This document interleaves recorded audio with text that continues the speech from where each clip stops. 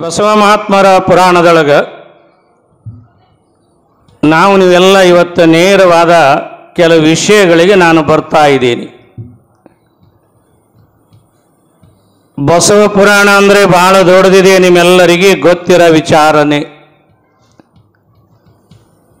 ಇರುವ 1ನೇ ತಾರೀಕಿನಿಂದ 14ನೇ ತಾರೀಕಿನ ಒಳಗಡೆ ಇದರ ಕಥೆಗಳನ್ನು ನಾವೆಲ್ಲ ಚಿಂತನೆಯನ್ನು ಮಾಡಬೇಕಾಗ್ಯದ. ಬಸವಣ್ಣನವರ ಜನನವಾಯಿತು ಅಂದರೆ ಬಸವಣ್ಣವರು ಏನು ಅನ್ನೋದು ನಿಮಗೆ ಗೊತ್ತಾಗ್ತದೆ.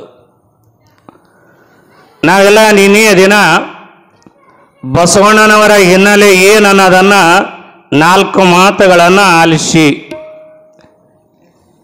ಇಲ್ಲಿ ಪುರಾಣವನ್ನು ಬರೆದಿರುವಂಥ ಭೀಮಕವಿಗಳವರು ಈ ನಾಡ ನುಡಿಯ ದೇಶದ ವರ್ಣನೆಯನ್ನು ಮಾಡಿ ಬಿಜಾಪುರ ಜಿಲ್ಲೆ ಬಾಗೇವಾಡಿ ತಾಲೂಕಿನ ಇಂಗ್ಳೇಶ್ವರ ಗ್ರಾಮಕ್ಕೆ ಇವತ್ತು ನೀವೆಲ್ಲ ಬರೋಣ. ಸುಮ್ಮನೆ ಈ ಕಥೆ ಮುಂದುವರಿಬೇಕಾದ್ರೆ ಇಲ್ಲಿಂದ ಆರಂಭ ಆಗಲೇಬೇಕಲ್ಲ. ಬಹುಶಃ ಇಂಗ್ಳೇಶ್ವರ ಗ್ರಾಮ ಹೇಗಿದೆ ಅನ್ನೋದನ್ನು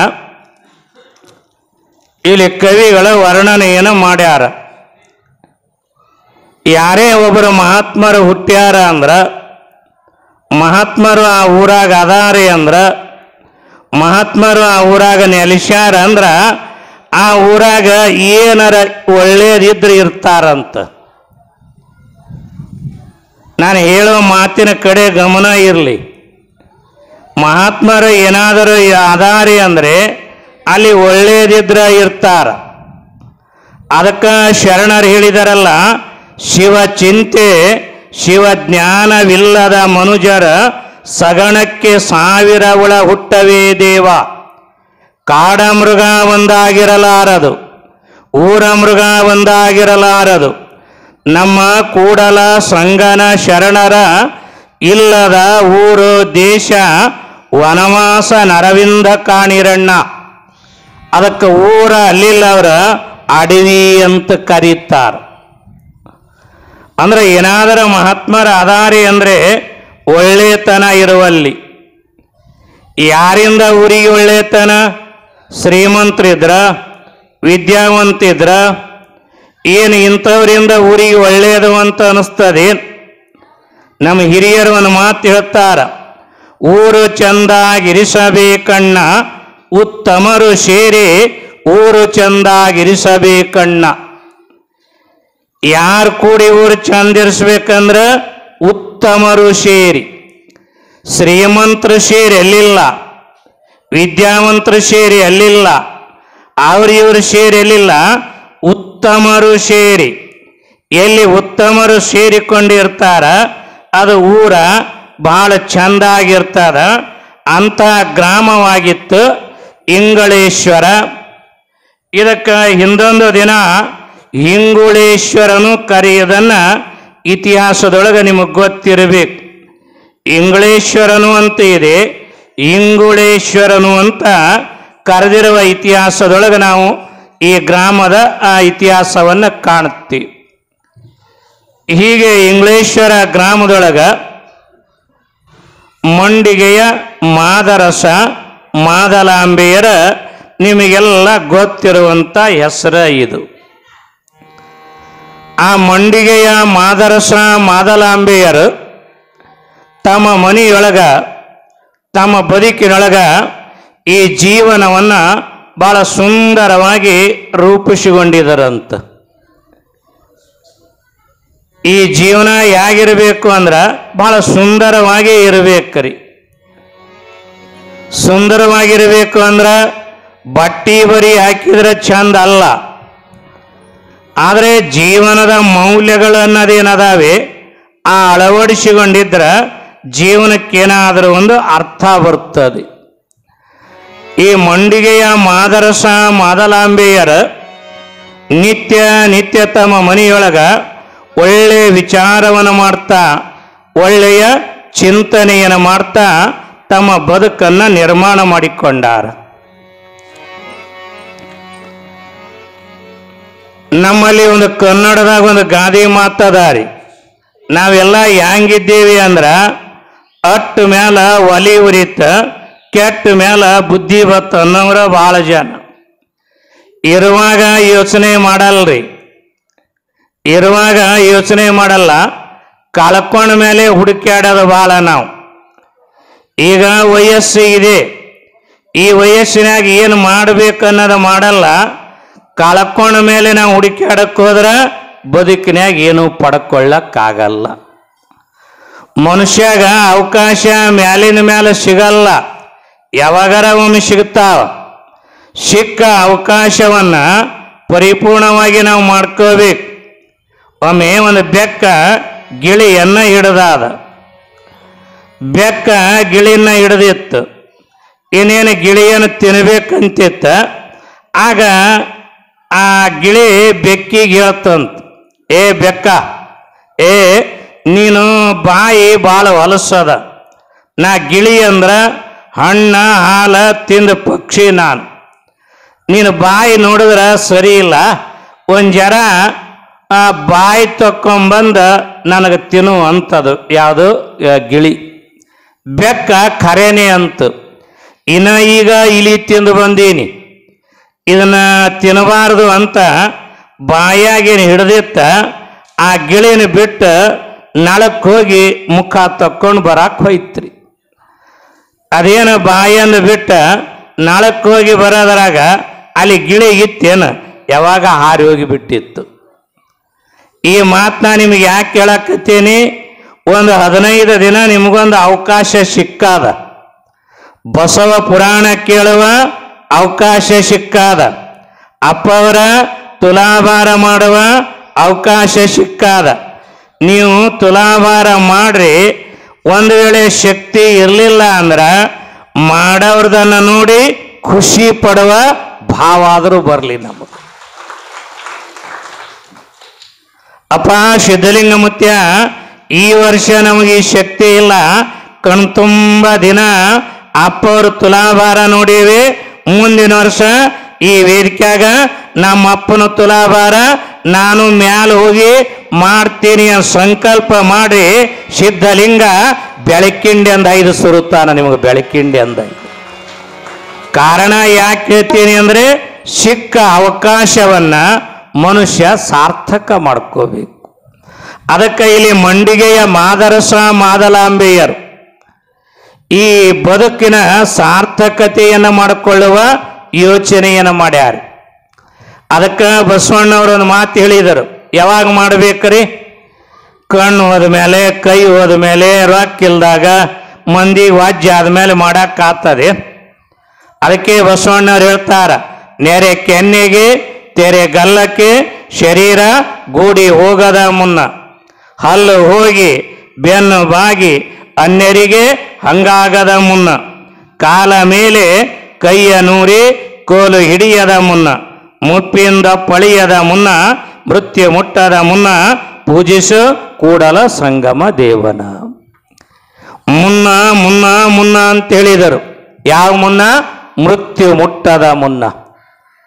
ನಿನಗ ಮೃತ್ಯು ದೇವತೆ ಅನ್ನದ ಬಂದು ಒಯ್ಯುವ ಮುನ್ನ ಮುನ್ನ ಮುನ್ನ ಭಗವಂತನ ಆರಾಧನೆಯನ್ನು ಮಾಡು.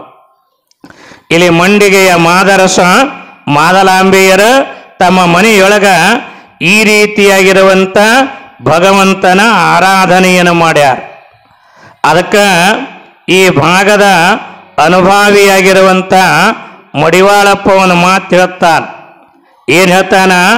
ಇದನ್ನ ಹೆಂಗ ನಾವು ಮುನ್ನ ಮುನ್ನ ಅಂತೀವಲ್ಲ, ಮಡಿವಾಳಪ್ಪ ಹೇಳ್ತಾನ, ಜಲ್ದಿ ನೋಡಿಕೊಳ್ಳೋ ತಮ್ಮ, ಬಂದುದೆಲ್ಲಿಗೆ ಮುಂದ ಹೋಗುದೆಲ್ಲಿಗೆ ನೀ ಅಂತ ಮಡಿವಾಳಪ್ಪ ಬಹಳ ಸುಂದರವಾಗಿ ಹೇಳ್ತಾನೆ.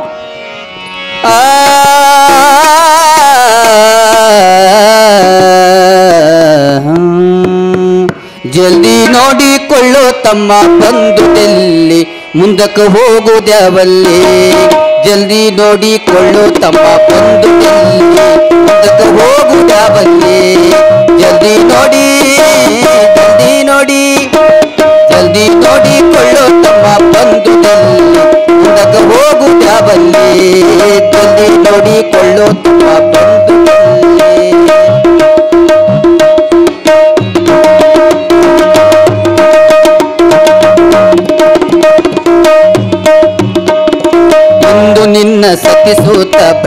ಎಲ್ಲ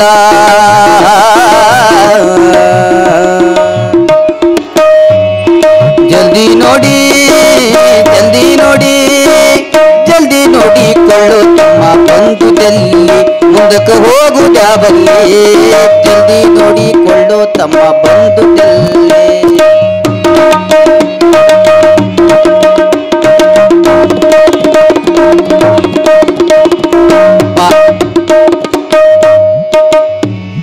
ಪಾಪ ಮಾಡಬೇಡಲಿತ್ತು ತಂದೆಯಲ್ಲಿ ಯಮರಾಯನಲ್ಲಿ ಪಾಪ ಮಾಡಬೇಡಲಿತ್ತು ತಂದೆಯಲ್ಲಿ ಯಮರಾಯನಲ್ಲಿ ಪುಣ್ಯ ಮಾಡಿದರೆ ದೊರಕುವುದಲ್ಲಿ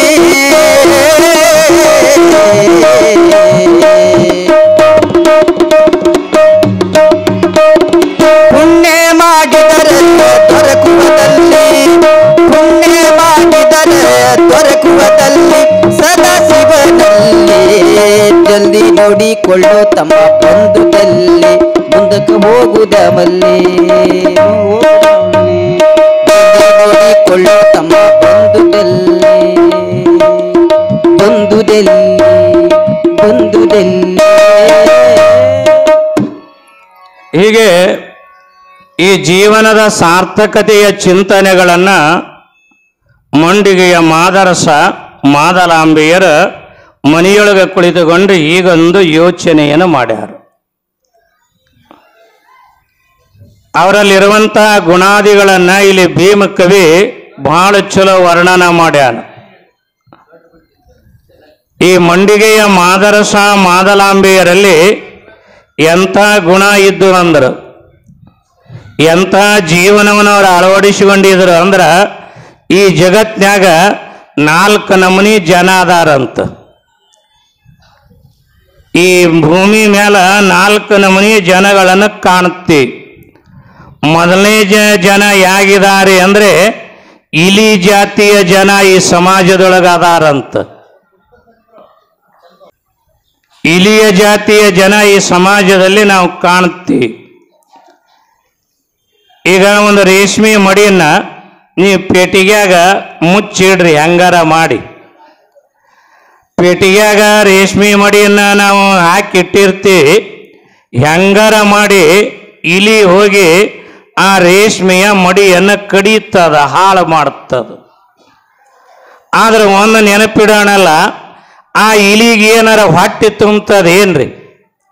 ಆ ರೇಷ್ಮೆಯ ಮಡಿ ಕಡದ ಹಾಳು ಮಾಡಿದರೆ ಇಲಿಗೆ ಏನಾರ ಹೊಟ್ಟೆ ತುಂಬತದೇನು? ಹೊಟ್ಟೆ ತುಂಬಲ್ಲ ಅದಕ್ಕೆ. ಆದ್ರೆ ಒಂದೇ ಒಂದು ಸಂತೋಷ ಇರ್ತದಂತ ಅದಕ್ಕೆ. ಏನು ಸಂತೋಷ ಅಂದ್ರೆ ಇದು ಇನ್ನೊಬ್ಬರಿಗೆ ಉಪಯೋಗ ಆಗಲಾರ್ದಂಗೆ ಮಾಡಿಲ್ಲದ ಒಂದ ಸಂತೋಷ ಅಂತ ಅದಕ್ಕೆ. ಹಂಗ ಸಮಾಜದಲ್ಲಿ ಒಂದು ವರ್ಗ ಇದೆ ನಮಗ, ಅದರಿಂದ ನಮಗೆ ಲಾಭರ ಆಗಲಿ ಆಗದ ಇರಲಿ, ಇರೋದನ್ನು ಹಾಳು ಮಾಡಿನೆಲ್ಲ ಅನ್ನೋದ ಒಂದು ಜಾತಿಯ ಜನ, ಇವ್ರಿಗೆ ಇಲಿ ಜಾತಿ ಜನ ಅಂತ ಕರೀತೀವಿ. ಇನ್ನು 2ನೇ ವರ್ಗದ ಜನ ಹೇಗಿರ್ತಾರೆ ಅಂದರೆ ಸಲಿಕೆ ಇದ್ದಂಗ ಇರ್ತಾರ. ನೀವು ಒಕ್ಕಲಿಗರಿಗೆಲ್ಲ ಗೊತ್ತಿದೆ ಸಲಿಕೆ, ತನ್ನ ಬಾಯಾಗ ಏನು ಸಿಗುತ್ತದ. ಈ ಸಮಾಜದೊಳಗ 2ನೇ ವರ್ಗ ಹೇಗದ ಅಂದ್ರೆ ಏನು ಸಿಕ್ಕರು ನನಗ ಇರಲಿ ಅನ್ನೋದು. ಸಲಿಕೆ ಬಾಯಾಗ ಏನು ಸಿಕ್ಕರು ನನಗ ಇರಲಿ ಅಂತದ, ಇನ್ನೊಬ್ಬರಿಗೆ ಬ್ಯಾಡ. ಇದು 2ನೇ ವರ್ಗ. ಇನ್ನು 3ನೇ ವರ್ಗ ಒಂದಿದೆ ನಮ್ಮ ನಾಡಿನೊಳಗೆ, ಕರಗಸ ಇದ್ದಂಗ ಇರ್ತದ. ಒಂದು ಕರಗಸ ಕಟ್ಟಿಗೆಯನ್ನು ಕೊಯ್ತು ಅಂದ್ರೆ, ಕರಗಸ ಕಟ್ಟಿಗೆಯನ್ನು ಕೊಯ್ತು ಅಂದ್ರೆ ಪುಡಿ ಆ ಕಡೆನೂ ಬೀಳ್ತದ, ಈ ಕಡೆನೂ ಬೀಳ್ತದ. ಹಂಗ ಸಮಾಜದಾಗ ನೀನು ಬದುಕು ನಾನು ಬದುಕ, ನಾನು ಆರಾಮಾಗಿರೋಣ ನೀನು ಆರಾಮಾಗಿರೋಣ ಅಂತ ಬದುಕೋದು 3ನೇ ವರ್ಗದ ಜನ. ಇನ್ನು 4ನೇ ವರ್ಗದ ಜನ ಹೇಗಿರ್ತದೆ ಅಂದರೆ ಮೇಣಬತ್ತಿ ಇದ್ದಂಗ, ದೀಪ ಇದ್ದಂಗ, ಊದಿನ ಕಡ್ಡಿ ಇದ್ದಂಗ. 4ನೇ ವರ್ಗದವರು ಜಗವೆಲ್ಲ ನಗುತ್ತಿರಲಿ, ಜಗದಳವು ನನಗಿರಲಿ, ಏನ ಹೈರಾಣಾದ್ರ ನನಗ ಇರಲಿ, ಜನ ಎಲ್ಲ ಸುಖವಾಗಿರ್ಲಿ ಅಂತ ಏನು ಬಯಸ್ತದಲ್ಲ, ಇದು 4ನೇ ವರ್ಗದ ಜನ. ಈ 4ನೇ ವರ್ಗದ ಮಾಲಿಕೆಯೊಳಗ ಮಂಡಿಗೆಯ ಮಾದರಸ ಮಾದಲಾಂಬೆಯರು ಹೀಗೆ ತಮ್ಮ ಮನೆಯೊಳಗ ಈ ಬದುಕನ್ನು ನಿರ್ಮಾಣ ಮಾಡಿಕೊಳ್ಳಬೇಕಾದ್ರೆ ಅವರ ಮನೆ ಮಹಾಮನೆಯಾಗಿ ಸಾಯಂಕಾಲದ ವೇಳೆ ಆ ಮನೆಯೊಳಗ ಒಳ್ಳೆ ಚಿಂತನೆಗಳನ್ನು ಯೋಚನೆಗಳನ್ನು ಮಾಡ್ತಾರೆ.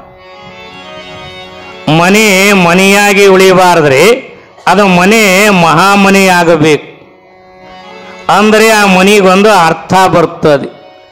ಮಠ ಮಠವಾಗಿ ಉಳಿಬಾರ್ದ, ಮಠ ಮಾನ್ಯತೆ ಹೊಂದಬೇಕಂತಾರೆ. ಹಂಗ ಈ ಮಂಡಿಗೆಯ ಮಾದರಸರ ಮನೆ ನಿತ್ಯ ನಿತ್ಯ ಶಿವಚಿಂತನೆಯ ಎಲ್ಲ ಓಣಿಯ ಜನಗಳನ್ನು ಕರ್ಕೊಂಡ ಒಳ್ಳೆ ಸಂಸ್ಕಾರದ ಚಿಂತನೆಯ ಮಾತುಗಳನ್ನು ಆಡ್ತಾರೆ. ನೋಡಿ, ಮನೆಯೊಳಗ ಆ ಸತ್ಸಂಗದ ವಿಚಾರಗಳು ನಡೆದಾವ. ಎಲ್ಲಿ ಒಳ್ಳೆಯದಿದೆ ಅಲ್ಲಿ ಒಳ್ಳೆಯ ಬದುಕನ್ನು ಕಥೆಗಳನ್ನು ನಾವು ಕಾಣುತ್ತೀವಿ. ಅವರ ಮನೆಯೊಳಗ ನಿತ್ಯ ಎಲ್ಲ ಓಣಿ ಜನಗಳನ್ನು ಕರ್ಕೊಂಡ ಮಂಡಿಗೆಯ ಮಾದರಸ ಮಾದಲಾಂಬೆಯರ ಸತ್ಸಂಗ ಮಾಡಾಕತ್ಯಾರ. ಇಲ್ಲೇನು ನೀವು ದಿನ ಈ ಮಠಕ್ಕೆ ಪ್ರವಚನಕ್ಕೆ ಏನು ಬರ್ತೀರಲ್ಲ, ಇದೊಂದು ಸತ್ಸಂಗ ನಿಮಗೆ ಆಗ್ತದೆ. ಸತ್ಸಂಗದ ಪರಿಣಾಮ ಎಟ್ಟಿರ್ತದೆ ನೋಡ್ರಿ. ಅಕ್ಕ ಹೇಳ್ತಾಳೆ, ಅರಿಯದವರೊಡನೆ ಸಂಗವ ಮಾಡಿದರೆ ಕಲ್ಲು ಹೊಯ್ದು ಕಿಡಿಯ ಕೊಂಬಂತೆ. ಅರಿಯದವರೊಡನೆ ಸಂಗವ ಮಾಡಿದರೆ ಕಲ್ಲು ಹೊಯ್ದು ಕಿಡಿಯ ಕೊಂಬಂತೆ. ಬಲ್ಲವರೊಡನೆ ಸಂಗವ ಮಾಡಿದರೆ ಮೊಸರು ಹಸೆದು ಬೆಣ್ಣೆಯ ಕೊಂಬಂತೆ. ಚನ್ನಮಲ್ಲಿಕಾರ್ಜುನ ನಿಮ್ಮ ಶರಣರ ಸಂಘ ಕರ್ಪೂರದ ಗಿರಿಯ ಉರಿಯ ಕೊಂಬಂತೆ ಅಂತ ಹೇಳ್ತಾಳ. ಇದ ಮಾತ ನಮ್ಮಪ್ಪ ಬಸವಣ್ಣ ಹೇಳಿದನಲ್ಲ, ಸಾರ ಸಜ್ಜನರ ಸಂಘ ಲೇಸು ಕಂಡಯ್ಯ, ದೂರ ದುರ್ಜನರ ಸಂಘ ಭಂಗವಯ್ಯ. ಸಂಘ ಎರಡುಂಟು, ಒಂದು ಬಿಡು ಒಂದು ಹಿಡಿ, ಮಂಗಲ ಮೂರ್ತಿ ಕೂಡಲ ಸಂಗಮ ದೇವ. ನೋಡಿ, ಸತ್ಸಂಗ ಎಷ್ಟು ಪರಿಣಾಮ ಕೊಡ್ತದ. ಜ್ಞಾನಿ ಜ್ಞಾನಿ ಮಿಲೇತು ದೋ ಮಾತ, ಗದೆ ಗದೆ ಮಿಲೇತು ದೋ ಲಾತ್ ಅಂತಾರ. ಇದ ಮಾತ ದಾಸರು ಬಹಳ ಚಂದ ಹೇಳ್ತಾರ. ಅಜ್ಞಾನಿಗಳ ಕೂಡ ಅಧಿಕ ಸ್ನೇಹದಕ್ಕಿಂತ ಸುಜ್ಞಾನಿಗಳ ಕೂಡ ಜಗಳವೇ ಲೇಸು ಅಂದ್ರೆ ನಮ್ಮವ್ರು. ಅಜ್ಞಾನಿಗಳ ಕೂಡ ಸ್ನೇಹ ಮಾಡೋದಕ್ಕಿಂತಲ ಸುಜ್ಞಾನಿಗಳ ಕೂಡ ಜಗಳಾಡಿದ್ರೂ ಕಿಮ್ಮತ್ತಿರ್ತದಂತ. ಈಗ ಕೈ ತುಂಬ ಸಗಣಿ ಆದವನು ಕೂಡ ಜಗಳಾಡಕ್ಕಿಂತಲ ಗಂಜೆಣ್ಣಿ ಹಚ್ಕೊಂಡವನು ಕೂಡ ಗುದ್ದಾಡದೇವಂದ್ರೆ ಜರ ವಾಸನೆಯರೇ ಬರ್ತದ. ಸತ್ಸಂಗದ ಪರಿಣಾಮ ನೋಡಿ ನಿಮಗೆ ತಿಳಿಯುವಂಗ ಹೇಳ್ತೀನಿ. ಒಂದು ಮನ್ಯಾಗ ಒಂದು ಅರಹುಚ್ಚಿತ್ತು. ಆ ಅರಹುಚ್ಚ ರವು ಕೇಳದನಂತ, ಯಾವ ಇನ್ಮೇಲ ಈ ಒಕ್ಕಲತನ ಮಾಡಲ್ಲ ಅಂದ. ಮತ್ತೇನು ಮಾಡ್ತಿಲ್ಲ ತಮ್ಮ ಅಂದ್ರು. ಇಲ್ಲ, ಈ ಮನ್ಯಾಗ ಎಮ್ಮಿ ಎತ್ತ ಆಕಳು ಏನದಾವ ಎಲ್ಲ ಒಯ್ದು ಮಾರ್ತೀನಿ. ಈ ಮಾತು ನಿಮ್ಗೆ ಎದಕ್ಕೆ ಹೇಳಕತ್ತೀನಿ, ಯಾರ ಸಂಘದಾಗಿರ್ತೀವಿ ಹಂಗ ನಾವು ಆಗ್ತೀವಿ, ಯಾರ ಬದುಕಿನ ಹತ್ತಿರ ಇರ್ತೀವಿ ಹಂಗ ನಮ್ಮ ಗುಣಾದಿಗಳಾಗ್ತಾವ. ಆ ಅರಹುಚ್ಚಗ ರವು ಅಂದಳ, ನಿನಗರ ತಿಳುವಳಿಕೆ ಕಡಿಮೆ ಅದ, ಇವನ ಮಾರಿ ಬರ್ತಿದಿ ಅಂತಿದಿ ಬ್ಯಾಡ ಅಂದಳು. ಇಲ್ಲ, ನಾ ಹೋಗವನಿ ಅಂದ. ಆಗ್ಲಿ ಅಂತ ಅವ್ರ ತಾಯಿ ಹೋಗಪ್ಪ ಬ್ಯಾಡ ಅನ್ನಲ್ಲ. ಆದ್ರೆ ಒಂದು ಕಿವಿಮಾತು ಹೇಳ್ತೀನಿ, ಈ ಎಮ್ಮಿ ಆಕಳ ಎತ್ತ ಮಾರಿ ಊರಿಗೆ ಬರುವಾಗ ನಿನ್ನ ಜೇಬಿನ್ಯಾಗ ಜರ ದುಡ್ಡು ಇರ್ತಾವ, ಕಿಶದಾಗ ರೊಕ್ಕ ಇರ್ತಾವ, ಜತ್ನಾಗಿ ಬಾ. ಎಲ್ಲರೇ ಹೊತ್ತು ಮುಳುಗೋ ವ್ಯವಸ್ಥೆ ಆಯ್ತಂದ್ರ ಅಲ್ಲೇ ಇದ್ದು ಮುಂಜಾನೆ ಬಾ ಅಂತ ಹೇಳಿದಳು. ಇವ ಸರಿ ಅಂತ ಹೋದ. ಎಮ್ಮಿ ಆಕಳ ಎತ್ತ ಮಾರದ ಊರಿಗೆ ಹೊಂಟಿದ್ದ. ಜೇಬಿನ್ಯಾಗ ದುಡ್ಡವ. ಇವ ಏನು ಹಿಂಗೆ ಹೊರಟಿದ್ದ. ಅದ ಸಂತಿಗೆ ಇನ್ನೊಬ್ಬ ಹೋಗಿದ್ದ. ಆ ಊರನ ಅಕ್ಸಾಲೆರ ಹೋಗಿದ್ದ, ಪತ್ತಾರು ಅಂತ ಬಂಗಾರ ಆಭರಣ ಮಾಡ. ಅವನು ಒಂದಿಟ್ಟು ಬೆಳ್ಳಿ ಬಂಗಾರ ಖರೀದಿ ಮಾಡಿ ಅವ ಊರಿಗೆ ಹೊಂಟಿದ್ದ. ಅಲ್ಲಿ ಇಬ್ಬರಿಗೆ ಗೆಳತನ ಐತ್ರಿ. ಇಬ್ಬರಿಗೆ ಗೆಳತನ ಐತ. ಏ ನಂದು ಅದೇ ಊರ, ನಂದು ಅದ ಊರ, ಏ ನನ್ನ ಮನಿನೂ ಅಲ್ಲೇ, ಏ ನನ್ನ ಮನಿನೂ ಅಲ್ಲೇ, ಇಬ್ಬರಿಗೆ ದೋಸ್ತಾನಿ ಐತ್ರಿ. ಮಾತಾಡ್ಕೋತ ಹೊರಟಿದ್ರ ಇನ್ನು ಊರ ಒಂದು 2-4 ಮೈಲ ದೂರ ಇತ್ತು. ಅಮಾವಾಸ್ಯೆ ದಿನ ಅವತ್ತ ಜರ ಕತ್ತಲೈತ್ರಿ, ಹೊತ್ತು ಮುಳುಗುತ್ತು. ಈ ಹೊತ್ತು ಮುಳುಗೋದುಗಳಿಗೆ ಇದೇನು ಅರಹುಚ್ಚ ಇದ್ನಲ್ಲ ಇವನ ಹೆಗಲ ಮ್ಯಾಲಿಂದ ಅದೇನು ರಗ್ಗಿತ್ತು ಕೆಳಗೆ ಒಗದ ಬಿಟ್ಟ. ಅವ ಅಂದ ಪತ್ತಾರ ಇಲ್ಯಾಕಂದ. ನನಗ ನಮ್ಮವು ಹೇಳ್ಯಾಳ ಕಿಶಾದಾಗ ರೊಕ್ಕ ಇರ್ತಾವ, ಎಲ್ಲಿ ಹೊತ್ತು ಮುಳುಗುತ್ತದ ಅಲ್ಲೇ ಇದ್ದು ಬಾ ಅಂದಾಳ ಅಂದವ. ಲೇ ಇದು ದಾರಿ ಬ್ಯಾಡ ಹೋಗೋಣ ಅಂದ. ಏ ಇಲ್ಲ ನಮ್ಮವು ಹೇಳ್ಯಾಳ ನಾ ಮಕ್ಕೋತೀನಿ. ಇದು ದಾರಿ ಬಿಟ್ಟು ಮಲಗಲಿಲ್ರಿ, ದಾರ್ಯಾಗ ಅಡ್ಡ ಅದ ರಗ್ ಹೊಚ್ಕೊಂಡು ಮಕ್ಕೊಂಡ. ಇವನಿಗೆ ಕಿಶಾದ ರೊಕ್ಕ ಆದವನ ಚಿಂತಿನೇ ಇಲ್ಲ. ಚಿಂತಿಲ್ಲದ ಕ್ವಾಣ ಸಂತ್ಯಾಗ ನಿದ್ದೆ ಮಾಡ್ತದಂತ, ಚಿಂತಿಲ್ದವ್ರು ಬೇಗ ನಿದ್ದೆ ಹತ್ತದ. ಇವನಿಗೆ ಗಾಢವಾಗಿ ನಿದ್ರೆ ಹತ್ರಿ. ಅವ ಪತ್ತಾರ ಒಂದ ಇವನು ಕೂಡ ನಾನು ಇಲ್ಲೇ ಇದ್ರ ನನ್ನ ಹತ್ರ ಬೆಳ್ಳಿ ಬಂಗಾರ ಅದ, ವಿನಾಕಾರಣ ಹೋಗ್ತದಲ್ಲ ಅಂಥೇಳಿ ಅವ ಏನು ಮಾಡ್ದ, ಅವನಿಗೆ ಊರಿಗೆ ಹೋಗ್ಲಿಕ್ಕೆ ಧೈರ್ಯ ಆಗಲಿಲ್ಲ. ಅಲ್ಲೇ ಮಗ್ಲು ಹೊಲದಾಗ ಒಂದು ಗಿಡದಾಗ ಹೋಗಿ ಅವ ಕೂತ್ಕೊಂಡ. ಯಾವಾಗ ಮಧ್ಯರಾತ್ರಿ ಅಮಾವಾಸ್ಯೆ ಕರ್ರಗ ಕತ್ತಲಿ ಒಂದು 4 ಮಂದಿ ಕಳ್ಳರು 5 ಹೊಂಟಿದ್ರು.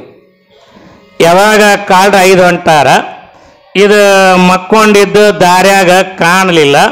ಒಬ್ಬ ಕಳ್ಳ ಇವನಿಗೆ ಎಡವದವ. ಯಾವಾಗ ಎಡವದ ಹಿಂದಿರ 3 ಮಂದಿಗೆ ಹೇಳದವ, ನೋಡ್ರಪ್ಪ ಯಾರ ದಾರ್ಯಾಗ ಜಾಲಿ ಬಡ್ಡಿ ಒಗದಾರ, ನಾ ಇರೇ ಎಡವೀನಿ, ನೀವು ಎಡವಂಗಿರಿ, ಹಿಂಗೆ 5 ಬರ್ರಿ ಅಂತ ಹೇಳದ. ಅವಾಗ ಅವರು 2ನೇ ಕಳ್ಳ ಹ್ಞೂ ಅಂದ. ಅಟ್ರಾಗ ಇದು ಕಂಬಳಿನ ರಗ್ನ್ಯಾಗ ಎಚ್ಚರೇನು ಆಗಿತ್ತಲ್ಲ, ಇದು ಬಿದ್ದಲ್ಲಿ ಅಂತಂತ, ಏ ನಾಯಕ ಜಾಲಿ ಬಡ್ಡಿ ಆಗಲಿ ಮನುಷ್ಯ ಇದ್ದೀನಿ ಅಂತ ಬಿದ್ದಲ್ಲಿ. ಅವಾಗ 2ನೇ ಕಳ್ಳಂದ, ಏ ಇದು ಯಾವಾಗ ಮಾತಾಡ್ತದಂದ್ರ ಇದು ಮನುಷ್ಯ ಅಲ್ಲಲ್ಲಿ ದೆವ್ವದ ಸುಮ್ ನಡಿ ಅಂತ 2ನೇ ಕಳ್ಳಂದ. ಅವಾಗರ ಸುಮ್ಮನಿರ್ಬೇಕು ಬೇಡ, ಮತ್ತೆ ಬಿದ್ದಲ್ಲಿ ಅಂತಂತ, ನನಗೆ ದೆವ್ವ ಅಂತೀರೇನು, ನಾ ಖರೆ ಮನುಷ್ಯ ಇದ್ದೀನಿ ಅಂತಿದ್ದು ಮಾತು. ಅವಾಗ 3ನೇ ಕಳ್ಳಂದ, ಏ ಅಮಾವಾಸ್ಯೆ ದಿನ ರಾತ್ರಿ 1 ಗಂಟೆಗೆ ದಾರ್ಯಾಗ ಬಿದ್ದದಂದ್ರ ಇದು ಲೆಕ್ಕದಾಗ ಇಲ್ಲದ ಆಸಾಮೇಲೆ ಕಂಠ ಮಠ ಕುಡ್ದಾದ, ಮನಿ ಮುಟ್ಟಕ್ಕಾಗಿಲ್ಲ, ಇದರ ಹತ್ರ ಏನಿರ್ತದ ಹೋಗೋಣ ನಡಿ ಅಂತ 3ನೇ ಕಳ್ಳಂದ. ಅವಾಗರ ಸುಮ್ಮನಿರ್ಬೇಕು ಬೇಡ, ಇದು ಮತ್ತೆ ಬಿದ್ದಲ್ಲಿ ಅಂತಂತ ಕಂಠ ಮಠ ಕುಡ್ದಾದ, ಇದರ ಹತ್ರ ಏನಿರ್ತಾವಂತೀರೇನ, ಜರ ನೋಡು ಬರ್ರಿ ಅಂತ ಮತ್ತೆ ಬಿದ್ದಲ್ಲಿ. ಆ 4 ಮಂದಿ ಕಳ್ಳರಿ ಹಿಂಗೆ ಬಂದು ನಿಂತರು. ಅವ್ರು ಬಂದು ನಿಂದ್ರದ ಒಂದೇ ತಡ ಇವ ಎದ್ದು ಕುತ್ಕೊಂಡನ್ರಿ ನಡುವ. ಕಳ್ಳರು ಏನೂ ಮಾತಾಡ್ಸಿಲ್ಲ ಇವನಿಗೆ. ಇನ್ನು ಇವ ತನ್ನ ಕಿಶಾದನ ರೊಕ್ಕನ ಆ ಕಳ್ಳರ ಕೈಯಾಗ ಒಯ್ದು ಕೊಡಾಕತ್ತ. ಒಬ್ಬ ಕಳ್ಳ ಅಂದ, ರೊಕ್ಕ ರೂಪಾಯಿ ಹೊಡೆದ್ರ ಕೊಡಲ್ಲ, ಇವು ತನ್ನಿಂದ ತಾನ ಕೊಡಾಕತ್ಯಾನಂದ್ರ ಇವು ನಡೆಯವಲ್ಲಲ್ಲಿ ಕೊಟ್ಟಿ ಅದಾವಂದ. ಅವಾಗರ ಸುಮ್ಮನಿರ್ಬೇಕು ಬೇಡ ಮಗ, ಇವು ನಡೆಯವಲ್ಲ ಕೊಟ್ಟಿ ಅದಾವಂದ. ಅವಾಗ 4 ಮಂದಿ ಕಳ್ಳರಿಗೆ ಇವ ತಿಳಿಸಿ ಹೇಳದನಂತ. ಏನು ಹೇಳ್ದ, ನೋಡ್ರಪ್ಪ ಇವು ನಡೀತಾವ ನಡೆಯಲ್ಲ ಅಂತ ನಿಮಗೆ ಗೊತ್ತಾಗಬೇಕಂದ್ರ ಆ ಗಿಡದಾಗ ಒಬ್ಬ ಪತ್ತಾರ ಕೂತಾನ, ಚೆಕ್ ಮಾಡಿಸ್ರಿ ಅಂತಿದ್ದು. ನಾನು ಯಾಕೆ ಹೇಳಿದೆ, ಅರಿಯದವರೊಡನೆ ಸಂಗವ ಮಾಡಿದರೆ ಕಲ್ಲು ಹೊಯ್ದ ಕಿಡಿಯ ಕೊಂಬಂತೆ ಅಂತ ಸತ್ಸಂಗದ ಬದುಕುಗಳು ನಮಗ ನಿಮಗ ಬೇಕಾಗಿದ್ದಾವೆ. ಅದಕ್ಕನ ದಾಸರು ಹೇಳ್ತಾರೆ, ಸತ್ಯವಂತರ ಸಂಘವಿರಲ ತೀರ್ಥ ವ್ಯಾತಕ್ಕೆ. ನಿತ್ಯ ಜ್ಞಾನಿಯಾದ ಮೇಲೆ ಚಿಂತೆಯೇತಕ್ಕೆ, ಸತ್ಯವಂತರ ಸಂಗವಿರಲು ತೀರ್ಥವೇತಕ್ಕೆ. ನಿತ್ಯ ಜ್ಞಾನಿಯಾದ ಮೇಲೆ ಚಿಂತೆಗೆ ತಕೆ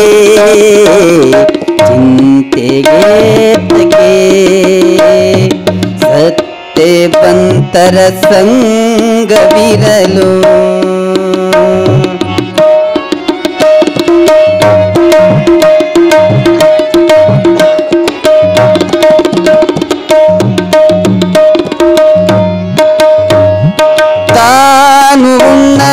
ಪರರಿಗಿಕ್ಕದ ಧನ ವಿದ್ಯಾತಕ್ಕೆ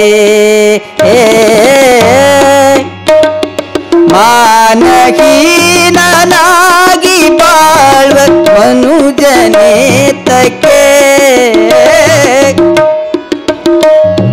ಮಾನಹೀನನಾಗಿ ಬಾಳ್ವ ಮನುಜನೇತಕ್ಕೆ ಜ್ಞಾನವಿಲ್ಲದೆ ಮೂರು ಕಾಲ ಬದುಕಲೇತಕ್ಕೆ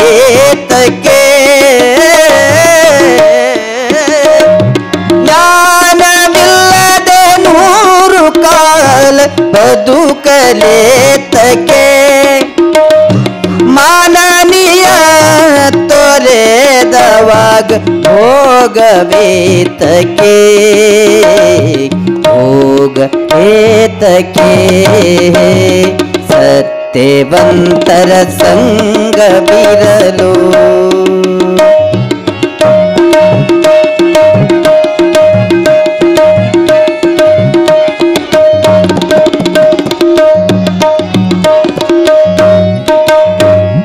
ಸನ್ನೆ ಅರಿತು ನಡೆಯದಿರುವ ಸತಿಯುಗೇತಕ್ಕೆ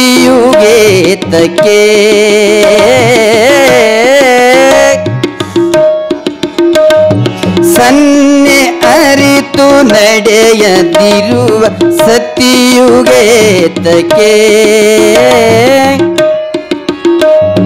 ಮನ್ನಣೆಯನ್ನು ನಡೆಸಿದಿರುವ ದೊರೆಯುಗೇತಕ್ಕೆ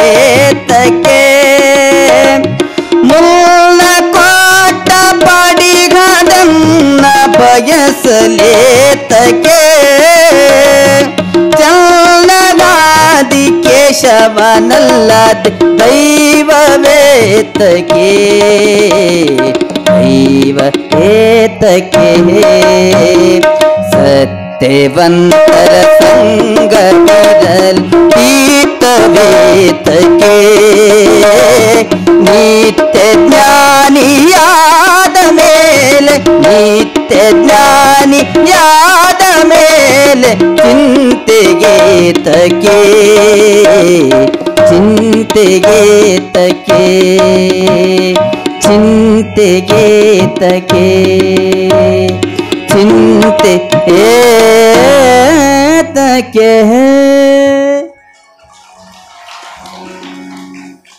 ಮಂಡಿಗೆಯ ಮಾದರಸ ಮಾದಲಾಂಬೆಯರು ಈ ರೀತಿಯಾದ ಸತ್ಸಂಗದ ಚಿಂತನೆಯನ್ನು ಮಾಡ್ತಾ ಇರಬೇಕಾದ್ರೆ ಆ ತಾಯಿಗೆ ಮಕ್ಕಳಿಗಾಗಿ ಹಂಬಲಿಸುವಂಥ ಒಂದು ಕಥೆಯನ್ನು ಇಲ್ಲಿ ಬರೆಯುತ್ತಾರೆ.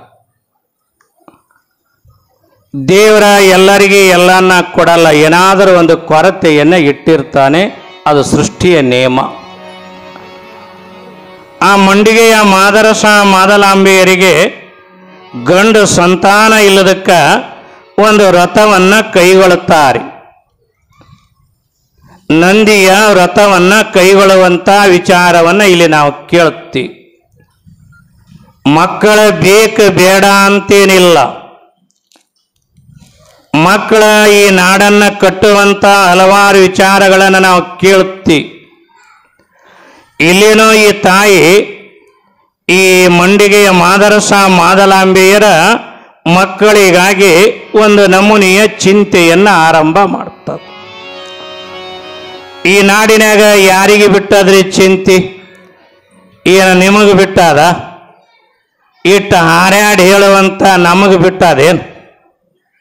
ಯಾರನ್ನ ಬಿಟ್ಟಿಲ್ಲ ಈ ಚಿಂತೆ.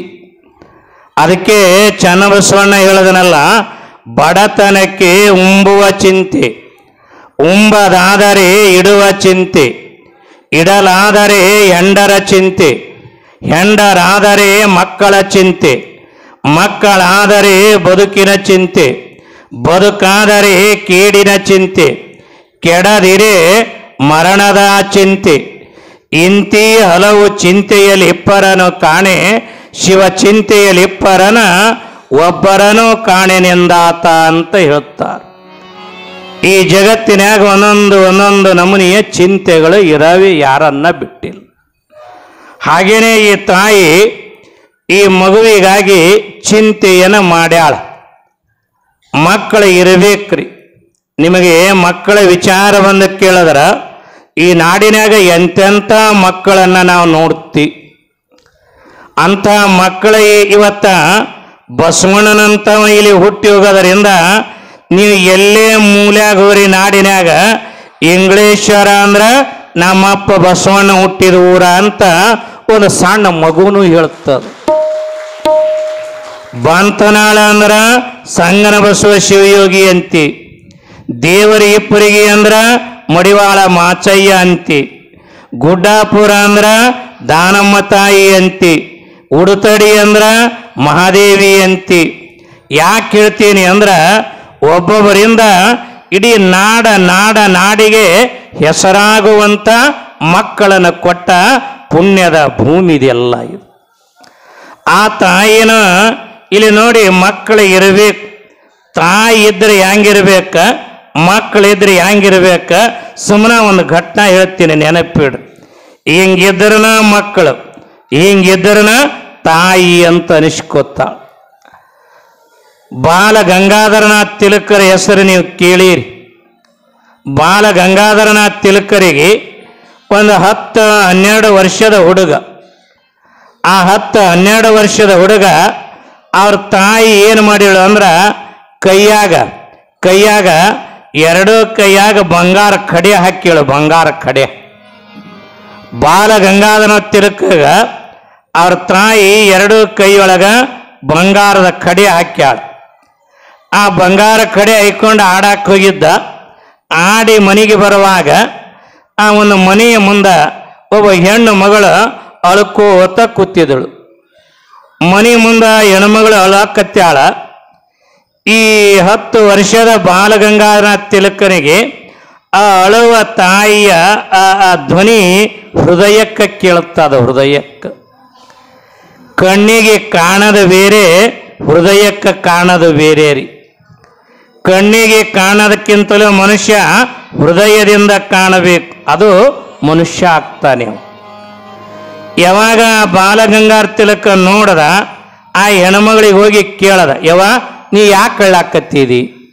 ಆ ತಾಯಿ ಅಂತಾಳ, ಯಪ್ಪ ಏನು ಮಾಡಲಿ, ಇನ್ನು ತಿಂಗಳದೊಳಗೆ ನನ್ನ ಮಗಳ ಮದುವೆ ಅದ, ನಾನು ಭಾಳ ಕಡೆ ಹೋಗಿ ಕೇಳದೆ, ಎಲ್ಲಿ ಸಾಲ ಸಿಗಲ್ಲಾಗ್ಯದ, ಮದುವೆ ಹೆಂಗೆ ಮಾಡಲಿ ಅಂತ ಅಳ್ಳಾಕತ್ತೀನಿ ಅಂದರು. ಆ ಹುಡುಗ ನೋಡಿ ಬಂಗಾರ ಕಡೆಯನ್ನು ಹಾಕ್ಕೊಂಡಿದ್ದ. ಒಂದು ಬಂಗಾರ ಕಡೆಯನ್ನು ಕೈಯಿಂದ ತೆಗೆದ ಆ ತಾಯಿ ಉಡ್ಯಾದಾಗ ಹಾಕಿ, ಯವ್ವ ಇದನ್ನು ಮಾರಿ ನಿನ್ನ ಮಗಳ ಮದುವೆ ಮಾಡು ಅಂತ ಹೇಳದ. ಮನೆಗೆ ಹೋದ. ಮನೆಗೆ ಹೋದ ಮೇಲೆ ತಾಯಿ ಈ ಹುಡುಗನ ನೋಡಿದಳು. ನೋಡಿ ಕರೆದಳು, ಏ ತಮ್ಮ, ನಿನ್ನ ಕೈಯಾಗ 2 ಬಂಗಾರ ಬಳಿ ಇದ್ದು ಅಲ್ಲ, ಇನ್ನೊಂದು ಏನು ಮಾಡಿದಿ ಅಂತ ಕೇಳಿದಳು. ಅವಾಗ ಬಾಲಗಂಗಾಧರ ತಿಲಕ್ ಕೇಳದ, ಯಾವ ದಿನ ನನಗೇನು ಹೇಳ್ತಿದ್ದಿ, ಯಾರ ಕಷ್ಟದಾಗಿದ್ರ ಸಹಾಯ ಮಾಡು ಅಂದಿದಿ, ಯಾರ ಕಣ್ಣೀರು ಹಾಕ್ತಿದ್ರ ಕಣ್ಣೀರು ವರ್ಷಿ ಬಾ ಅಂದಿದಿ, ಏನಾರ ತ್ರಾಸಿದ್ರ ಸಹಾಯ ಮಾಡು ಅಂತೇಳಿ ಅಲ್ಲ. ಅದಕ್ಕೆ ನಾನು ಒಬ್ಬ ಹೆಣ್ಣುಮಗಳು ಅಳುತ್ತಿದಳು, ಮಗಳ ಮದುವೆ ಅಂದಳು, ಆ ಬಂಗಾರ ಕಡೆಯನ್ನು ಬಿಚ್ಚಿ ಮದುವೆ ಮಾಡು ಅಂತ ಕೊಟ್ಟು ಬಂದೀನಿ ಅಂತ. ಯವ್ವ ಇದಕ್ಕೆ ಈಗಲ್ಲ, ಇದರ ಅರ್ಥ ಇನ್ನು ಮುಂದೆ ಹೇಳ್ತೀನಿ ನಿಮಗೆ. ಅವಾಗ ತಾಯಿ ಇಟ್ಟ ಅಂದಗಳಿಗೆ ಆ ಬಾಲಗಂಗಾಧರ ತಿಲಕನ ಕಪಾಳಕ್ಕೆ ಒಂದು ಜೋರಾಗಿ ಏಟು ಹೊಡಿತಾಳ. ಅವಾಗ ತಿಲಕ ಕೇಳ್ತಾನ, ಯವ್ವ ಯಾಕೆ ಹೊಡೆದೆ ನನಗ? ಯವ್ವ ಯಾಕೆ ಹೊಡಿತೀರಿ? ನೀ ಏನು ಹೇಳಿದ್ದಿ? ಕಷ್ಟದಾಗಿದ್ದವರಿಗೆ ಸಹಾಯ ಮಾಡು ಅಂದಿರಿ, ನಾ ಬಂಗಾರ ಬಳಿ ಕಡೆ ಕೊಟ್ಟು ಬಂದೀನಿ, ನನಗೆ ಯಾಕೆ ನೀ ಹೊಡಿತೀರಿ ಅಂದ. ಅವಾಗ ಅವ್ರವ್ವ ಅಂದಳ, ಲೇ ಮಗನ, ನಿನಗೆ ನಾ ಯಾಕೆ ಕಪಾಳ ಕೊಡದೆ ಅಂದ್ರ ಬಂಗಾರ ಕಡೆ ಕೊಟ್ಟು ಬಂದಿದಿ ಅಂತ ಹೊಡೆದಿಲ್ಲ ನಾ. ನಿನಗೆ ಯಾಕೆ ಕೊಡದೆ ಅಂದ್ರ ಆ ಹೆಣ್ಮಗಳು ಬಡವಿ ಅದ ಅಂತ ಹೇಳ್ತೇಳಿ, ಮಗಳ ಮದುವೆ ಅದ ಅಂತ ಹೇಳ್ತೀರಿ, ಮತ್ತು ಒಂದೇ ಕಡೆದಾಗ ಹೆಂಗ ಮದುವೆ ಆಗ್ತದ ಇದೊಂದು ಯಾಕೆ ಕೊಟ್ಟು ಬಂದಿಲ್ಲ ಅಂತ ಹೊಡೆದೀನಿ ಅಂದಳು ತಾಯಿ. ಇಂಥ ಮಕ್ಕಳು ಬೇಕಾಗ್ಯಾವ, ಇಂಥ ತಾಯಿ ಬೇಕಾಗ್ಯಾವ.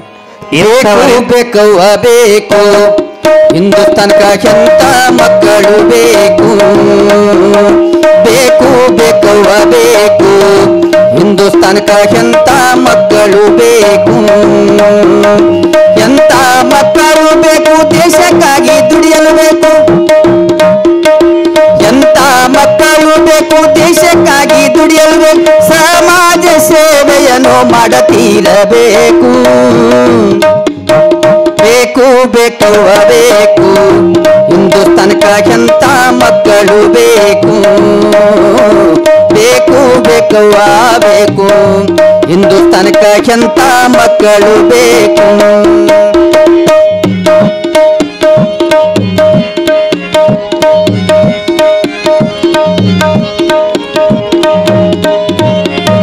ಶಿವಯೋಗಿಗಳು ಬೇಕು ಅನ್ನದಾನ ಶಿವಯೋಗಿ ಅಂತ.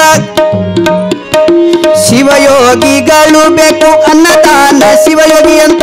ಅತನೀಯ ಮುರುಗೇಶ ಹನಗಲ್ಲ ಕುಮಾರೇಶ. ಅತನೀಯ ಮುರುಗೇಶ ಹನಗಲ್ಲ ಕುಮಾರೇಶ. ವಿಜಯ ಮಂತರಂತ ಮಕ್ಕಳು ಬೇಕು. ಬೇಕು ಬೇಕವ್ವ ಬೇಕು ಹಿಂದೂಸ್ತಾನಕ ಎಂತ ಮಕ್ಕಳು ಬೇಕು. ಎಂತ ಮಕ್ಕಳು ಬೇಕು ದೇಶಕ್ಕಾಗಿ ದುಡಿಯಲು ಬೇಕು. ಎಂತ ಮಕ್ಕಳು ಬೇಕು ದೇಶಕ್ಕಾಗಿ ದುಡಿಯಲು ಬೇಕು. ಬೇಕು ಬೇಕವ್ವ ಬೇಕು ಹಿಂದೂಸ್ತಾನಕ ಎಂತ ಮಕ್ಕಳು ಬೇಕು.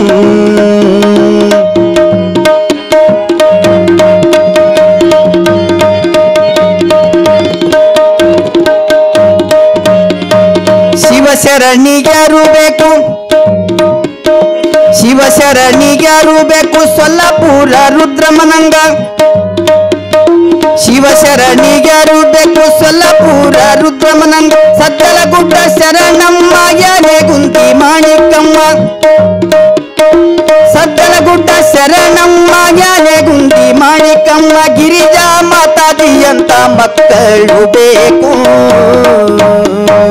ಬೇಕು ಬೇಕವ್ವ ಬೇಕು ಹಿಂದೂಸ್ತಾನಕ ಎಂತ ಮಕ್ಕಳು ಬೇಕು. ಶಿವಶರಣರು ಬೇಕು ಮಾಡಿಗಿ ಮಾರಯರಂತ. ಶಿವಶರಣರು ಬೇಕು ಮಾಡಿಗಿ ಮಾರಯರಂತ. ಮಡಿವಾಳ ಮಾತಯ್ಯ ಡೋಗರ ಕಕ್ಕಯ್ಯ. ಮಡಿವಾಳ ಮಾತಯ್ಯ ಡೋಗರ ಕಕ್ಕಯ್ಯ. ಮೇದಾರ ಕೆತೆರಂತ ಮಕ್ಕಳು ಬೇಕು. ಬೇಕು ಬೇಕವ್ವ ಬೇಕು ಹಿಂದೂಸ್ತಾನಕ ಎಂತ ಮಕ್ಕಳು ಬೇಕು. ಎಂತ ಮಕ್ಕಳು ಬೇಕು ದೇಶಕ್ಕಾಗಿ ದುಡಿಯಲು ಬೇಕು. ಎಂತ ಮಕ್ಕಳು ಬೇಕು ದೇಶಕ್ಕಾಗಿ ದುಡಿಯಲು ಬೇಕು. ಸಮಾಜ ಸೇವೆಯನ್ನು ಮಾಡುತ್ತಿರಬೇಕು. ಬೇಕು ಬೇಕವ್ವ ಬೇಕು ಹಿಂದೂಸ್ತಾನಕ ಎಂತ ಮಕ್ಕಳು ಬೇಕು. ಎಂತ ಮಕ್ಕಳು ಬೇಕು ಎಂತ ಮಕ್ಕಳು ಬೇಕವ್ವ. ಈ ನಾಡ ನುಡಿ ದೇಶ ಕಟ್ಟುವಂತ ಮಕ್ಕಳನ್ನ ತಾಯಿಲಿ ಬಯಸ್ತಾಳ. ನಮ್ಮನು ಅದಾವ್ರಿ ಮಕ್ಕಳು ಇಲ್ಲ ಅನ್ನಲ್ಲ. ಇವು ಮಕ್ಕಳಲ್ಲ ಇಕ್ಕಳಾಗ್ಯಾವ ನಮಗ. ನಮ್ಮ ಹೆಂಗದಾವ. ನಾವೊಂದು ಹಳ್ಳಿ ಊರ ಪ್ರವಚನಕ್ಕೆ ಹೋಗಿದ್ದೆ. ಮುಂಜಾನೆ ಎದ್ದ ವಾಕಿಂಗ್ ಹೊಂಟಿದ್ದೆ 6 ಗಂಟೆಗೆ. ಮುಂಜಾನೆ ಎದ್ದ 6 ಗಂಟೆಗೆ ಹಿಂಗೆ ರೋಡ್ ಹಿಡಿದು ವಾಕಿಂಗ್ ಹೊಂಟಿದ್ದೆ. ರೋಡಿನ ಮಗ್ಲ ಒಂದು 8-10 ವರ್ಷದ ಹುಡುಗ ಕೂತಿತ್ತು ರೀ. ಮುಂಜಾನೆ ಎದಕ್ಕೆ ಕುಂದಿರ್ತಾ ಗೊತ್ತೈತಲ್ಲ, ಮತ್ತೇನಾದ್ರೂ ಹೇಳ್ಬೇಕು. ಅದು ರೋಡಿನ ಮಗ್ಲ ಸುಮ್ಮ ಹಿಂಗೆ ಕೂತಿತ್ತು. ಆದ್ರೆ ಆ ಹುಡುಗ ಏನು ಮಾಡಿದಳು ಅವ್ರವ್ ಅಂದ್ರೆ ನಸಕ್ನ್ಯಾಗ ರೊಟ್ಟಿ ಮಾಡ್ಯಾಳ, ಬಿಸಿ ರೊಟ್ಟಿ ಒಂದು ರೊಟ್ಟಿ ಮಡಿಸಿ ಕೊಟ್ಟಾಳ. ಹಿಂಗೆ ತಿನ್ಕೋತ ಕೂತಿದ್ದನ್ರಿ ಮಗ ಅಲ್ಲಿ ರೋಡಿನ ಮಗ್ಗಲ. ನಾನು ಅದನ್ನು ನೋಡಿ ಹೋಗಕ್ಕೆ ಕಾಲಿಲ್ಲ. ಲೇ ತಮ್ಮ ಅಂದೆ. ಯಾಕ್ರಿ ಅಂದ. ಅಲ್ಲಲೇ ಈಗ ನೀ ಏನು ಮಾಡಾಕತ್ತೀದಿ, ಈ ಎಳೆದಾಗ ರೊಟ್ಟಿ ತಿನ್ನಬಾರ್ದಪ್ಪ, ಅದನ್ನು ಮನೆಗೆ ಹೋಗಿ ಕೈಕಾಲು ಮುಖ ತಕ್ಕೊಂಡು ಆಮೇಲೆ ತಿನ್ನಾಕತಿ, ಈಗ ಅದನ್ನು ತಿನ್ನಬಾರ್ದು, ಅದನ್ನು ಹಂಗ ಮನೆಗೆ ಒಯ್ಯಿ ಅಂತ ಹೇಳ್ದೆ. ಅವ ಹೊಳ್ಳಿ ನನಗೆ ಕೇಳ್ದ, ನಿಂದು ಯಾವ್ರ ಮುತ್ಯ ಅಂದ. ಅವ ಹೊಳ್ಳಿ ನನಗೆ, ನಂದು ಯಾವ್ರು ಯಾಕಿರಲ್ದ, ನೀ ಇಲ್ಲಿ ತಿನ್ನಬೇಡ ಅಂದೆ. ಅವ ಹೊಳ್ಳಿ ನನಗೆ ಕೇಳ್ದ, ನೀ ಮುತ್ಯ ಹಿಟ್ಟಿನ ಗಿರಣಿ ನೋಡಿಲ್ಲೇನಂದ. ಅವ ನನಗೆ ಹೊಳ್ಳಿ, ನಾನು ಸಣ್ಣವಿದ್ದ ಬೀಸಕ್ಕೆ ಹೋಗಿನ ಬಿಟ್ಟು ಹಿಟ್ಟಿನ ಗಿರಣಿ ನೋಡೀನಿ ಅಂದೆ. ಅವ ಹೊಳ್ಳಿ ನನಗೆ ಹೇಳ್ದ, ಹಿಟ್ಟಿನ ಗಿರಣಿ ಮ್ಯಾಲ ಹಾಕಿ ಹಂಗೆ ಕೆಳಗೆ ಬಿಡ್ತದಲ್ಲ ಹಂಗೆ ಮಾಡಾಕತ್ತೀನಿ ಅಂದವ.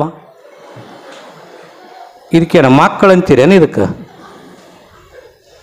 ಇಂಥವು ನಮ್ಮಲ್ಲಿ ಭಾಳ ಮಕ್ಕಳನ್ನು ನನಗೆ ಕಾಣುತ್ತೀನಿ ನಾವು. ಆದರೆ ಎಂಥ ಮಕ್ಕಳು ಬೇಕಾಗ್ಯಾವ್ರಿ. ಮಕ್ಕಳಂದ್ರೆ ಸಾವಿರ ಉದಾಹರಣೆ ಹೇಳಬಹುದು. ಶಿಶುನಾಳ ಶರೀಫನಿಗೆ 8 ವರ್ಷ, ಗೋವಿಂದ ಭಟ್ಟರಿಗೆ 80 ವರ್ಷದ ಯಜಮಾನ. 8 ವರ್ಷದ ಹುಡುಗನ್ನ 80 ವರ್ಷದ ಯಜಮಾನ ಹತ್ರ ಒಯ್ದು ನಿಂದಿರ್ಸಿದ್ರು. ಗೋವಿಂದ ಭಟ್ರು ಒಂದು ಮಾತು ಕೇಳಿದ್ರಂತ, ನಿಮ್ಮ ಅಪ್ಪನ ಹೆಸರೇನು ಅಂತ ಕೇಳಿದ್ರಂತ ಶರೀಫನಿಗೆ. 8 ವರ್ಷದ ಹುಡುಗ 80 ವರ್ಷದ ಯಜಮಾನಕ್ಕೆ ಕೇಳ್ಯಾರ, ನಿಮ್ಮ ಅಪ್ಪನ ಹೆಸರೇನು? ಆಗ ಶರೀಫ ಗೋವಿಂದ ಭಟ್ರಿಗೆ ಕೇಳ್ತಾನ, ಗುರುನಾಥ ಯಾವ ಅಪ್ಪನ ಹೆಸರು ಹೇಳಿ ಅಂತ ಅವ ಕೇಳಿದನಂತ. ಮಕ್ಕಳು ಅನ್ನೋದು ಕೇಳ್ತೀನಿ. ಆಗ ಶರೀಫ ಅಂದ, ಗೋವಿಂದ ಭಟ್ರು ಅಂತಾರೆ, ಶರೀಫ ಒಂದು ಜೀವಕ್ಕೆ 8 ಜನ ಅಪ್ಪದೇರಿರ್ತಾರೋ ಅಂದವ. ಆಗ ಶರೀಫ ಅಂದ, ಒಂದು ಜೀವಕ್ಕೆ 2 ಅಪ್ಪದೇರ ಅಂದವ. ಹಂಗಾದ್ರೆ ನೀನು 2 ಅಪ್ಪದೇರಿಲ್ಲ ಯಾರು ತೋರ್ಸ ಅಂದವ. ಆಗ ಶರೀಫ ಹೇಳ್ದ, ನಾನು ಆಕಾಶದಾಗಿದ್ದೆ ಮೊದಲ, ಆಕಾಶದಿಂದ ಭೂಮಿಗೆ ತಂದ ಹಡದಿರುವಂತ ಇಲ್ಲೇನ ನನ್ನ ಅಪ್ಪ ನಿಂತಾನಲ್ಲ, ಇವ ಹಡದಿರುವಂತ ನನ್ನ ಅಪ್ಪ. ಆಕಾಶದಿಂದ ಭೂಮಿಗೆ ತಂದಿರುವ ಅಪ್ಪ ಇವ. ಆದರ ನಾಳಿಗೆ ನನ್ನನ್ನು ಈ ಭೂಮಿಯಿಂದ ಆಕಾಶದ ಎತ್ತರಕ್ಕೆ ಏನು ಬೆಳೆಸ್ತೀಯಲ್ಲ, ನೀ ನನ್ನ ಪಡದಪ್ಪ ಅಂತ ಹೇಳ್ದನಂತ. ಅವನನ್ನ ಹಡದಪ್ಪ ಆದರ ನೀ ನನ್ನ ಪಡದಪ್ಪ. ಕಾರಣ ಅಂದರೆ ಮಕ್ಕಳಂದ್ರೆ ಹಿಂಗಿರ್ಬೇಕು. ಇಂಥ ಮಕ್ಕಳಿಗಾಗಿ ತಾಯಿ ಹಲವಾರು ಚಿಂತೆಯನ್ನು, ಹಲವಾರು ಯೋಚನೆಗಳನ್ನು ಮಾಡ್ತಾಳೆ. ಆ ಕೊನೆಗೆ ಆ ನಂದಿಯ ದಯೆಯಿಂದ, ಯಾಕಂದರೆ ಪುರಾಣ ದೊಡ್ಡದಾಗಿರೋದರಿಂದ ಎಷ್ಟು ಬೇಕು ಅಟ್ಟನ್ನು ಇಲ್ಲಿ ನಾನು ಬಳಕೆಯನ್ನು ಹೇಳಬೇಕಾಗ್ಯದ. ಆ ನಂದಿಯ ವ್ರತವನ್ನು ಬಹಳ ಗಟ್ಟಿಯಾಗಿ ಆಚರಣೆ ಮಾಡ್ಯಾಳ ತಾಯಿ. ನಾವು ವ್ರತದ ಬಗ್ಗೆ ನಾನು ಭಾಳ ಹೇಳಲ್ಲ, ಅವ್ರು ಮಾಡಿದ ಗಟ್ಟಿತನ ಬರ್ಬೇಕಂದ್ರೆ ಸಾರ್ಥಕ ನಮಗೆ. ಎಲ್ಲಿ ತನ ನಾವು ಅಳಿಗಾಡ್ತೀವಿ, ನಮ್ಮ ಬದುಕಿನಾಗ ಏನು ಪಡ್ಕೊಳ್ಳಲ್ಲೇ ನಾವು. ಮನುಷ್ಯನಿಗೆ ಒಂದು ಗಟ್ಟಿತನ ಇರಬೇಕು. ನೀವು ಗಟ್ಟಿಯಾಗ್ರಿ, ದೇವರಲ್ಲ ದೇವರ ಅಪ್ಪ ಬಂದು ನಮ್ಮನ್ನು ಭೇಟಿ ಆಗ್ತಾನೆ. ನೆನಪಿಟ್ಟುಕೋರಿ ನಾನು ಹೇಳೋದು. ನಾವು ಗಟ್ಟಿ ಆಗಬೇಕು. ಇವತ್ತಿನ ಬದುಕಿನಾಗ ಈ ಗಟ್ಟಿ ಬದುಕಿನ ಭಕ್ತಿಯ ನೆಲೆಗಳನ್ನು ಕಾಣೋದು ಬಹಳ ಕಷ್ಟ. ಅದು ಎಲ್ಲದಕ್ಕೂ ಇವತ್ತ ಅವಸರ. ಏನು ಈ ಬದುಕಿನ ಏನನ್ನ ಪಡ್ಕೊಳ್ಳಕ್ಕಾಗಲಾರದಟ್ಟ ಇವತ್ತಿನ ದಿನಮಾನದ ಅವಸರಗಳನ್ನು ಕಾಣುತ್ತೀವಿ ನಾವು. ಆದರೆ ಇಲ್ಲಿ ನೋಡಿ, ಆ ತಾಯಿ ಗಟ್ಟಿಯಾಗಿರುವಂಥ ಒಂದು ಭಕ್ತಿಯನ್ನು ಆಚರಣೆ ಮಾಡ್ಯಾಳ. ಯಾವಾಗ ಗಟ್ಟಿತನದ ಭಕ್ತಿ ಆ ತಾಯಿಯಲ್ಲಿ ಆಗ್ಯಾದ, ನಂದಿ ಆ ತಾಯಿಯ ಗರ್ಭದಿಂದ ನಂದೀಶ್ವರನೇ ಈ ರೂಪದೊಳಗೆ ಬರ್ತಿದ್ದಾನೆ ಅಂತ ಇಲ್ಲಿ ಭೀಮ ಕವಿಗಳು ಬರಿತಾ ಇದ್ದಾರೆ. ಒಟ್ಟಿನ ಮೇಲೆ ಬಸವಣ್ಣ ಈ ನಾಡಿಗಾಗಿ ಬರುವಾಗ ಇಲ್ಲಿ ಹರಿಹರನಾಗಲಿ ಭೀಮ ಕವಿಗಳಾಗಲಿ ಹಲವಾರು ರೀತಿಯ ವರ್ಣನೆಯನ್ನು ಮಾಡಿದ್ದಾರೆ. ಈ ಬಸವಣ್ಣ ಈ ನಾಡಿಗೆ ಹೆಂಗೆ ಬಂದ ಅನ್ನೋದನ್ನು ಇಲ್ಲಿ ಕವಿಗಳು ಬರಿತಾ ಇದ್ದಾರೆ. ಚಿಪ್ಪಿನೋಳ ಮುತ್ತು ಕಾಸಾರದೋಳು ಪಂಕಜಂ, ಚಿಪ್ಪಿನೋಳ ಮುತ್ತು ಕಾಸಾರದೋಳು ಪಂಕಜಂ, ಅಪ್ಪಿನಿಂ ತೇಳುವ ಮಲಯಾದ್ರಿಯ ಮಲಯುಜಂ, ಕೇತಿಕೆಯ ಕುಸುಮದಿಂ ರುಚಿತರ ಪರಿಮಳವ ಶೀತಕರನಿಂ ಸಾಂದ್ರತರ ಕೌಮದ್ಯೋಳದೆಂ ಪುಟ್ಟುವಂತಿರೆ ಸಂಸಾರ ಸುಖದ ಲೀಲೆಯಲ್ಲಿ ತೆರನಾಗಿ ಕಾರಣಿಕ ಶಿಶು ಜನಿಸಿರಿದನು ಅಂತ ಭೀಮ ಕವಿ ಇಲ್ಲಿ ಬರೆಯುತ್ತಾರೆ. ಒಟ್ಟಿನ ಮೇಲೆ ಇಂಗ್ಲೇಶ್ವರದೊಳಗ ಆ ಯಾವ ಮಂಡಿಗೆಯ ಮಾದರಸರ ಆ ನಂದಿಯ ವ್ರತದ ಫಲವಾಗಿ ನಂದೀಶ್ವರನೇ ಶಿವನೇ ಆ ರೀತಿಯಾಗಿ ಇಂಗ್ಲೇಶ್ವರದೊಳಗ ಜನನವಾದ ಅನ್ನುವಂಥ ಒಂದು ಕಥೆಯನ್ನ ಇವತ್ತು ನಾನು ನಿಮ್ಮೆದುರ ಇಲ್ಲಿ ಸಾದರವನ್ನು ಪಡಿಸ್ತಾ ಇದ್ದೀನಿ. ಯಾಕೆ ಮತ್ತೆ ಹುಟ್ಟುವಾಗ ಇವನು ಹುಟ್ಟಿದ ಗಳಿಗ್ಯಾಗ ಅಲ್ಲಿ ಬಾಗೇವಾಡಿಯಾಗ ಏನು ಘಟನಾ ನಡೀತದ, ಆ ಹುಟ್ಟಿದ ಮಗ ಹೆಂಗೆ ಬೆಳೀತದ, ಅದೆಲ್ಲ ಮತ್ತೆ ಕಾಲಾವಕಾಶದಾಗ ನಾಳೆಗೆ ನಾವು ನೀವೆಲ್ಲ ನೋಡೋಣ. ಒಟ್ಟು